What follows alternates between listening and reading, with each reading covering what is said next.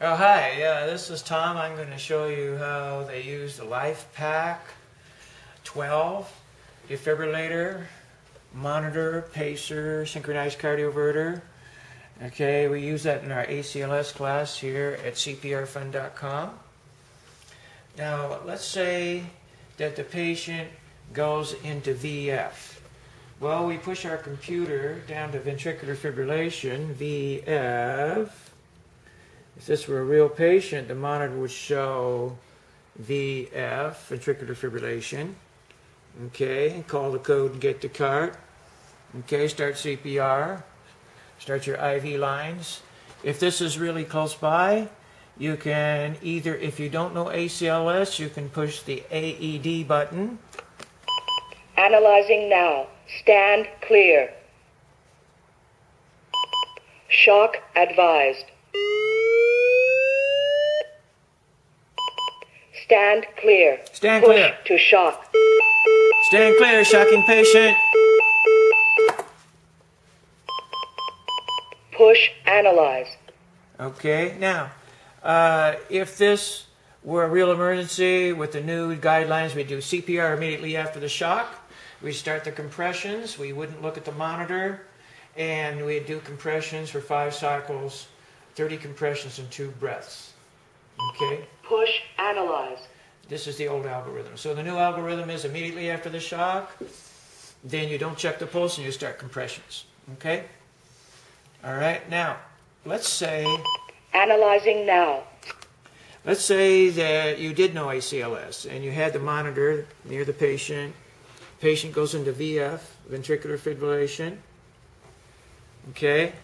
And you notice he's in VF. They're doing CPR on the patient right now. You're the team leader. You tell them to set the energy level to 200 joules. Right now it's set at 300 joules, so we're going to decrease it to 200 joules. There it is, 200J. Everybody stand clear, charging.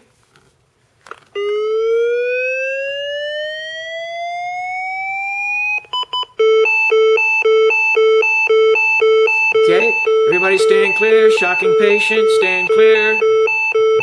Boom, shock delivered. Okay, team start CPR, start compressions, and 30 compressions and 2 breaths for 5 cycles. It takes about 2 minutes, okay? Let's say after 2 minutes, to demonstrate the machine, you saw this rhythm. Asystole, flat line. Okay, you see flat line there. Okay, now you're going to turn to your algorithm for pulseless arrest, and you're going to do CPR on the patient and push epi. Push epinephrine, IV push. Okay, you don't shock the patient in asystole. Okay, let's do another one. Let's say you found a patient and he told you he wasn't feeling very well, and you took his blood pressure, and his blood pressure was pretty low. Let's say he was a male. His blood pressure was, let's say, 80/50. He was pale, cold, and clammy, signs of shock. And you can push atropine 0.5 milligrams IV push.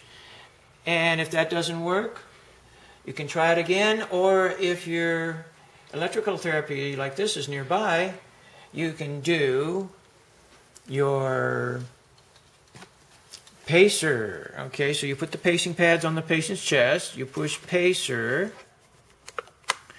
Okay, now we need to set the pacing rate properly.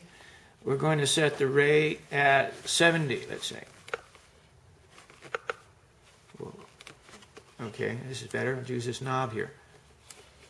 Okay, 70 beats per minute. Now, you can see the heavy lines over the QRSs right there. That means that the computer in here is picking up the QRSs. It's ready to pace.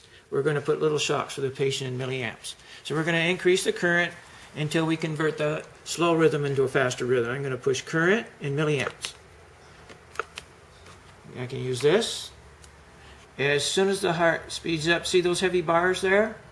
Those are shocks going through the patient's chest. He will not like it. You might have to sedate him a little bit. See those heavy bars?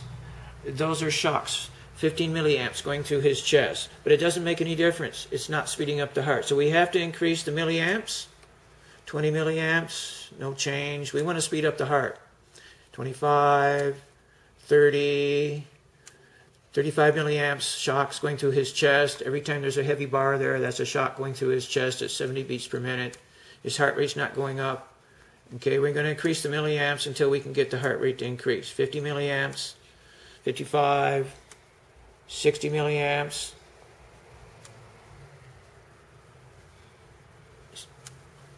70 milliamps. There we go. Now you see the heavy bar is acting as the SA node. The heavy bar is taking the place of the P waves. And after every heavy bar, you get a QRS. They look kind of weird because it's being paced. That's why they don't look normal. Now you see every heavy bar has a QRS behind it. The QRS right there. So the pacing is working. For a safety margin, I'm going to push it up to 80 milliamps. I'm going to chart it that the patient was paced successfully at 80 milliamps. The patient should start feeling better now, other than the electricity going through his chest. Okay, let's quickly try something else.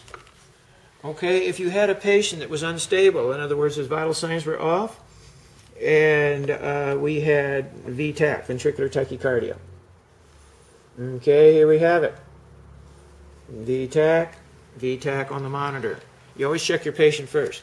If your patient's unstable, he doesn't feel well, he feels faint, he's cold and clammy, and his blood pressure is low, then he's unstable.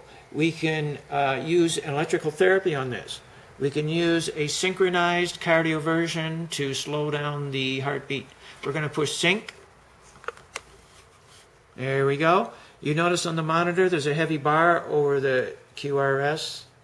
That means the computer is picking up the rhythm. Now you can pace him. We usually pace those wide QRSs at 100. So it says 200 joules right there.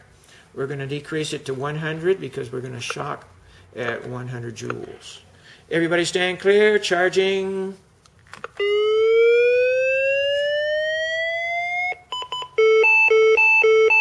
Okay, stand clear. Shocking patient. Okay, we were successful. There's a QRS. There's a P wave and a QRS. It sped up the heart rate to 69, but we also have to check the patient's pulse. Let me check his pulse.